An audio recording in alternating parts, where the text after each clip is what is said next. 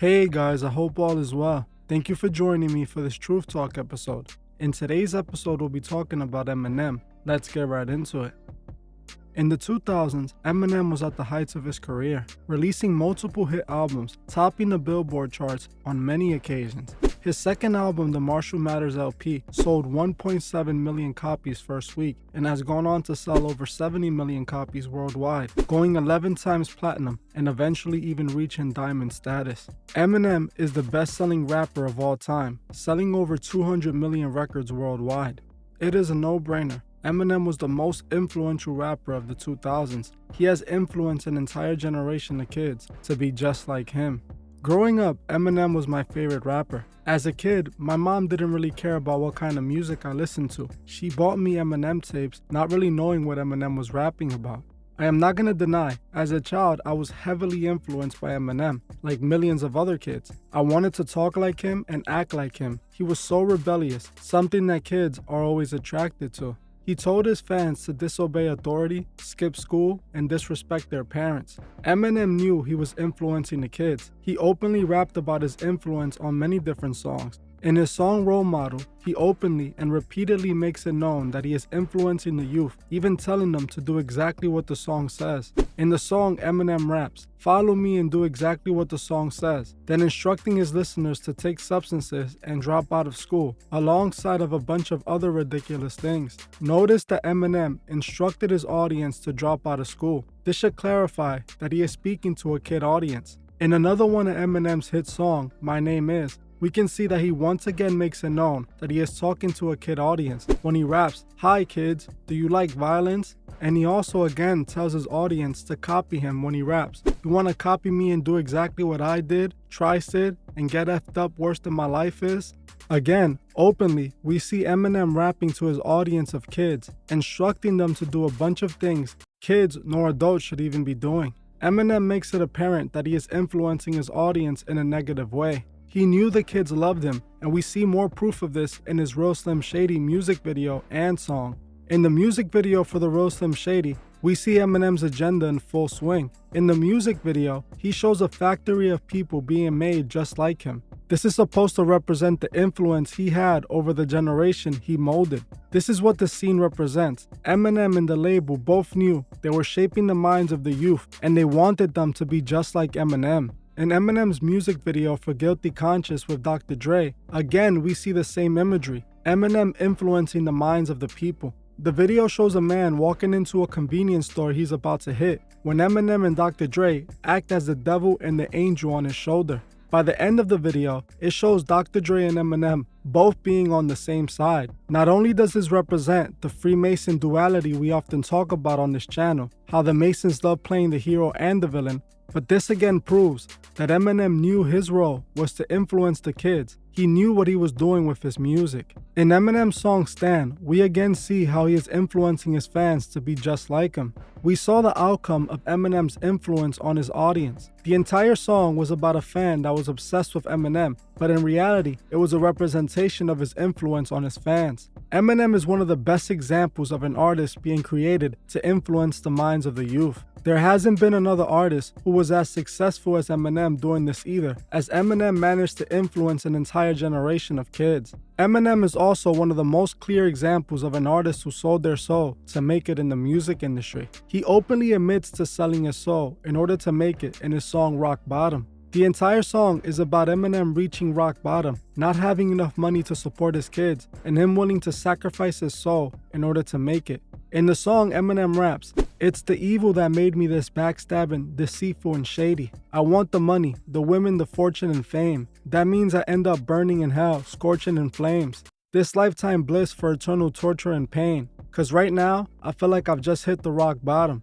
In this song, Eminem admits to not caring about selling his soul and knowing that he would end up in a burning end. He admits that he wanted the fame and fortune, and he was willing to do anything for it. In another one of Eminem's songs, Say Goodbye to Hollywood, Eminem once again admits to selling his soul for fame and fortune. Say Goodbye to Hollywood is about Eminem wanting to leave the music industry behind, and he admits that he sold his soul to the devil in this song. In the song, Eminem raps, "I don't want to quit, but I feel like this is it. For me to have this much appeal, like this is sick. This is not a game. This fame, in real life, this is sick. He also goes on to rap, "I love my fans, but no one ever put a grasp on the fact I've sacrificed everything I have. I've never dreamt I'd get to the level that I'm at. This is more than I ever could have asked. Everywhere I go, a hat, sweater, hood, a mask. What about math? How come I wasn't ever good at that? It's like the boy in the bubble who could never adapt. I'm trapped. If I can go back, I never would have rapped. I sold my soul to the devil. I'll never get it back. I just want to leave this game with level head intact.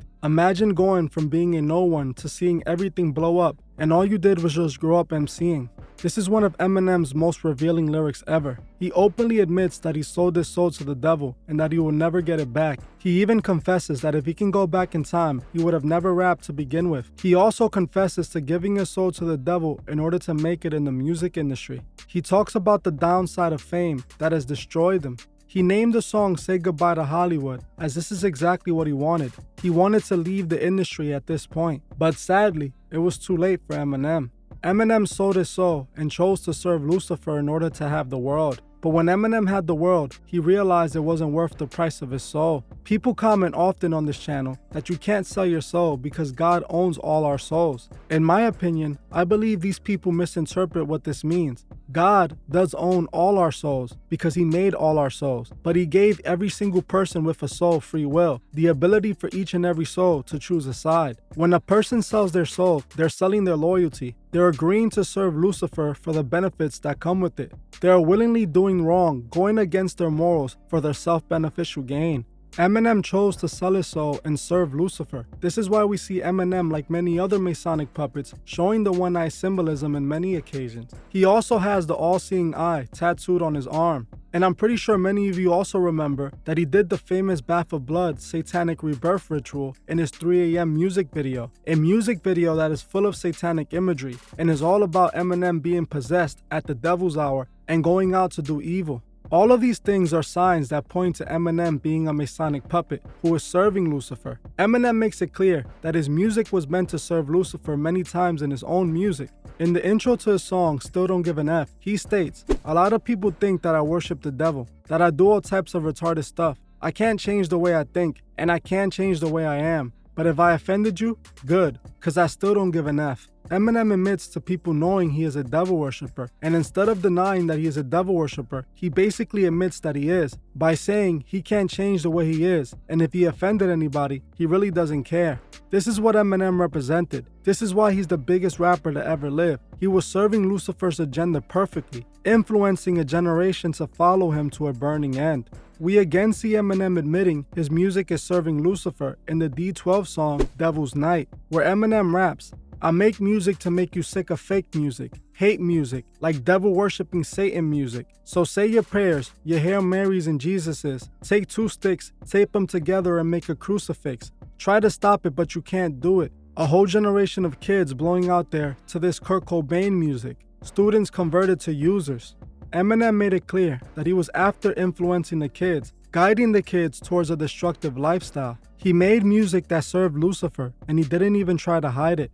In Biggie's song Dead Wrong, Eminem is featured on it, and we again see Eminem showing what his music was truly about. He rapped, "There's several different levels to devil worshipping," then goes on to say a bunch of satanic things. The devil used Eminem, and for years, he had no problem with this until things started becoming too much for him, as he mentioned in Say Goodbye to Hollywood. What I believe might have messed with Eminem the most was what happened to Proof. I made a full video a couple months back about Proof, Eminem's longtime friend who passed away. In the video, I covered what I believe happened to him, so if you would like the full story on what happened to him, go check it out. In that video, I said that I believe it seems that Proof might have been a sacrificial offering done by Eminem, as even Eminem had released a music video showing Proof meeting the same fate that he did in real life. I don't believe Eminem wanted to do this, but I believe he wasn't given a choice. In my opinion, Eminem had to pay the ultimate price to continue being a star. And like Eminem said in Rock Bottom, he was willing to do anything to make it. In Eminem's song My Darling, Eminem openly admits to selling his soul to the devil and wanting to leave it all behind, but explains that he can't because Lucifer won't let him. In the song, the devil makes it clear that he is still not done using Eminem. Eminem even openly states that rappers sell their souls to make it in the industry. In the song, Eminem raps, "And the dark shall emerge from the fiery depths of hell, then swallow the shell of the hollow who dwell in the shadows of all who are willing to sell their souls for this rap game." Openly, Eminem tells his audience that the rap stars on the top of the music industry are soulless as they traded their souls for fame and fortune. In the hook of the song, Eminem raps as the devil himself, and he tells Eminem that he owns his soul, mind, and body as he raps, "My darling, I don't ever want you to leave me, my darling. You and me were meant to be together, my darling. If I cannot have you, no one can. You're my darling, 'cause I possess your soul, your mind, your heart, and your body." This song is so open, with admitting that Eminem was being used by Lucifer to influence the masses. Eminem wrote the song, letting the world know he is no longer in control. In another part of the song, Eminem once again openly admits to selling his soul as he raps from the devil's perspective. "You sold your soul to me, need I remind you? You remember that night you prayed to God you give anything to get a record deal? Well, Dre signed you. This is what you wanted your whole life, Marshall, right? Look at this house. Look at these cars. I'm so nice, but you didn't know fame had a price too, that you're just now starting to see the downside to. Lose your best friend from high school, your wife too, ain't even sure if your kids like you. Come off tour, can't even sleep without NyQuil." This part of the song to me not only confirms that proof was Eminem's offering to Lucifer, but it also proves that Eminem was a Masonic puppet who wanted to be free but knew it was too late. As we can see, the devil got what he wanted and Eminem went back to making music, even though he never looked or sounded the same. To this day, Eminem is making music serving the agenda, and we see this with his newest upcoming project, Curtain Calls 2. The imagery for the cover art alone is very telling. First, we see Eminem doing the Masonic devil hands while covering one of his eyes to show the one-eye symbolism. We also see 4 timers placed in each corner of the picture. This is the same imagery that we have been seeing recently in pop culture. We saw this in Stranger Things, and we also saw this in Beyonce's 4 Horsemen pictures. Eminem, just like Beyonce and Stranger Things, are marking the arrival of the New World Order. And this is no surprise, as Eminem has always been used to bring in the New World Order. He even rapped about it. In Eminem's song Lose Yourself, Eminem talks about the New World Order as he raps, "His soul's escaping through this hole that is gaping. This world is mine for the taking. Make me king as we move towards a new world order. A normal life is boring." Eminem openly admits to wanting to be king in the new world order that is approaching. He admitted openly that he knows about the plans for a new world order. Eminem has made it known since the beginning he sold his soul and was made into an icon to influence the youth, guiding them to a burning end.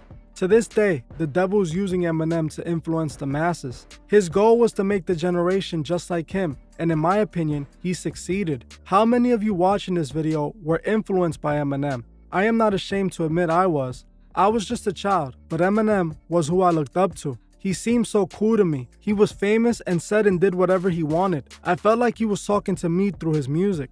I know some of you are going to say that Eminem's music was supposed to be for adults and that the parents should have kept their kids from listening to it. But Eminem was marketed towards kids. That was his demographic. The youth loved him and wanted to be just like him, and the labels took advantage of this, creating the monster he was. At the end of it all, Eminem gave away his eternal soul. And yes, he might be a king in the new Masonic world, but it won't last forever. Rappers like Eminem is the reason I make these videos. They influence so many people and guide them to a burning end.